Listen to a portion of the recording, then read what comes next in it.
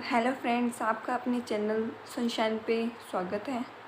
आज हम एक बहुत छोटे से टॉपिक बट बहुत इम्पोर्टेंट जो हमारी छोटी क्लासों में स्टार्ट हो जाता है, त्रिभुजों की सर्वांग समता के नियम, laws of congruence of triangles. ठीक है, तो सबसे पहले हम ये देखेंगे कि सर्वांग समता होता क्या है एक्चुअल में, सर्वांग समता का मतलब क्या होता है। अब देखिए ऐसे, तो सबसे पहले हम देखेंगे कि सर्वांग समता की परिभाषा क्या होती है। तो सर्वांग समता की परिभाषा ये है कि दो त्रिभुज, एक सेकेंड, एक त्रिभुज ये है और एक त्रिभुज ये है। अगर इन त्रिभुजों को, इस त्रिभुज को उठाकर हम इस त्रिभुज के ऊपर रख दें और ये बिल्कुल पूरी तरीके से ढक जाए, मतलब इसकी कोनोर वगैरह कुछ नहीं दिखे, एकदम पूरा ढक जाए, तो उससे हम कहते हैं सर्वांग समता कि ये वाला त्रिभुज इस त्रिभुज के सर्वांग सम है। तो इसी की परिभाषा हम पढ़ते हैं। देखिए कि दो त्रिभुजों के युग्म का सर्वांग सम का परस्पर, यहाँ पे परस्पर लिख दीजिए ना, का परस्पर सर्वांग सम होने का अर्थ है कि दोनों त्रिभुज एक दूसरे के ऊपर पूर्णतः अध्यारोपित हो जाए। अध्यारोपित यानी कि अगर एक त्रिभुज है, ये मेरा एक हाथ है, इसके ऊपर मैं अपने दूसरे हाथ को रख दूँ तो ये पूरा पूरा ढका जा रहा है। नीचे वाला हाथ आपको अब शायद नहीं दिख रहा है। तो यही चीज़ है कि अपन एक, मेरे इस हाथ को अगर आप त्रिभुज मान ले, पहला त्रिभुज, और इसके ऊपर दूसरा त्रिभुज रख दूँ मैं, मतलब अपना दूसरा हाथ रख दूँ, हमने यहाँ पे हाथ को त्रिभुज माना है, तो ये इसको पूरी तरह ढक रहा है। अब मैं नीचे वाले हाथ को नहीं देख पा रही, मेरे को खाली ऊपर वाला हाथ दिख रहा है, और आप लोगों को भी आई होप यही लग रहा होगा। तो इसी को सर्वांग समता कहते हैं कि एक ये सिंपल सा कॉन्सेप्ट है जो बहुत काम आता है एक्चुअल में। तो अब हम आगे, मतलब दो त्रिभुजों को परस्पर सर्वांग सम प्रूव कैसे करें, उसके हमारे कुछ नियम है, वो देख लेते हैं।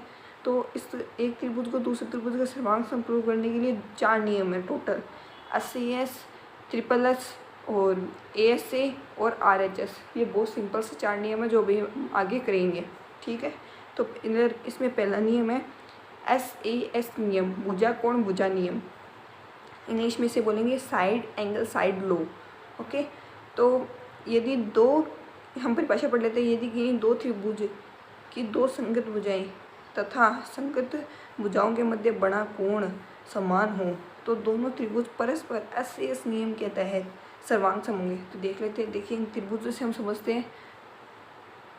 देखिए जैसे ये एक त्रिभुज है, ये त्रिभुज है। ओके, इस त्रिभुज की अगर एक भुजा, इस परिभाषा को मैं अपनी इस भाषा में समझाने की कोशिश करूँगी कि इसकी एक भुजा दूसरे त्रिभुज की एक भुजा की, और इसकी दूसरे भुजा, दूसरे 3 भुजाएं होती है त्रिभुज में, कि इसकी किसी त्रिभुज की 2 भुजाएं दूसरे त्रिभुज की 2 भुजाओं के बराबर है, एकदम बराबर है, और उन दोनों भुजाओं के बीच में बना कोण भी दूसरे त्रिभुज में बने 2 भुजाओं के बीच में बने कोण के बराबर है, तो वो दोनों त्रिभुज परस्पर SAS नियम के तहत सर्वांग सम कहलाएंगे। ओके, अब हम दूसरा नियम पढ़ते हैं, वो है SSS नियम।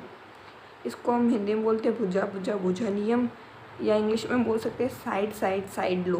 ओके, तो हम शुरू करते हैं कि यदि किन्हीं दो त्रिभुजों की परस्पर संगत तीनों भुजाएं, किसी त्रिभुज की तीनों भुजाएं किसी दूसरे त्रिभुज के एकदम बराबर हो तो वो दोनों त्रिभुज एक दूसरे के SSS नियम के तहत सर्वांग सम होंगे। जैसे कि ये त्रिभुज है, इस त्रिभुज की ये भुजा 2.5 सेंटीमीटर की है, ये भुजा भी 2.5 सेंटीमीटर की है, तो ये दोनों एक दूसरे के बराबर है।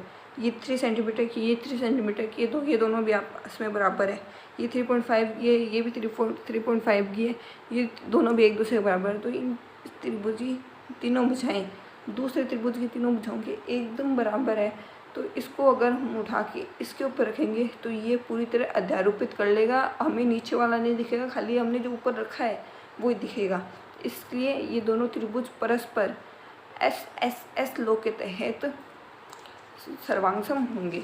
अब हम नेक्स्ट पढ़ लेते हैं। नेक्स्ट है ASA नियम, यानी कि कोण भुजा कोण नियम, एंगल साइड एंगल रूल। ठीक है, इसकी परिभाषा पढ़ते हैं। यदि किन्हीं दो त्रिभुजों की संगत 2 कोण तथा दोनों कोण जिस रेखा पर स्थित है, इस चीज़ को थोड़ा सा ध्यान से देखिएगा ना, कि किन्हीं दो त्रिभुजों के संगत 2 कोण तथा दोनों दोनों कोण जिस भुजा पे बन रहे हैं, दोनों कोण जिस भुजा पे बन रहे हैं, वो अगर दूसरे त्रिभुज के दो कोण और दोनों कोण जिस उस त्रिभुज के दोनों कोण जिस भुजा पे बन रहे हैं उसके बराबर है, तो दोनों त्रिभुज परस्पर ASA नियम के तहत सर्वांगसम होंगे। अभी हम यहाँ पे देख लेते हैं। यहाँ पे 30 डिग्री का एंगल बन रहा है, दूसरे त्रिभुज में भी 30 डिग्री का एंगल बन रहा है।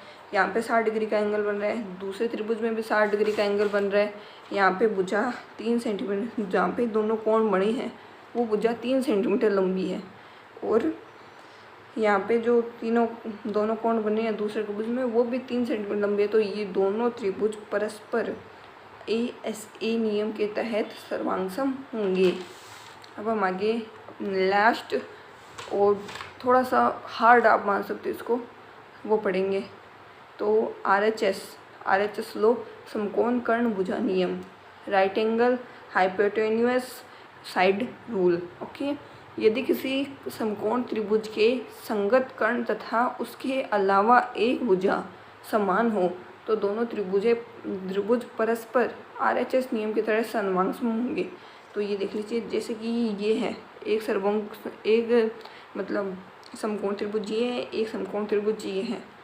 इसके अंदर देखिए ये भी, इसके अंदर जो इसका कर्ण है वो 3.5 सेंटीमीटर लंबा है, इसके अंदर भी 3.5 सेंटीमीटर लंबा है।